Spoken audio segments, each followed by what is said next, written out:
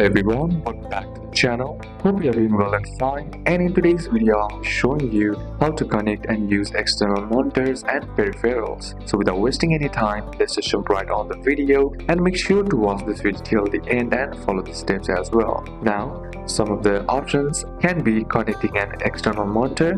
The Lenovo LOQ usually has an HDMI port located at the back and USB-C or Thunderbolt 4 port which may support DisplayPort. In order to connect it, what you need to do is connect the HDMI cable on the back to the LOQ HDMI port to external monitor HDMI port. Then simply power on the monitor, and then all you gotta do is press Windows plus B, and here you'll find the options. All you gotta do is select duplicate, which gives the same image on both screens, or tap on extend, which extends the extra workspace, or second screen only, which only uses the external monitor display. Then next is to also display settings. To do it, simply right click on your background or the home screen, then select display settings, and once you're inside here, what you need to do is select your monitor and then set the resolution to 1920 to 180. Then next is to scroll down and then select advanced display and set the refresh rate if it supports the high refresh rate. So these are a couple of steps that you can apply,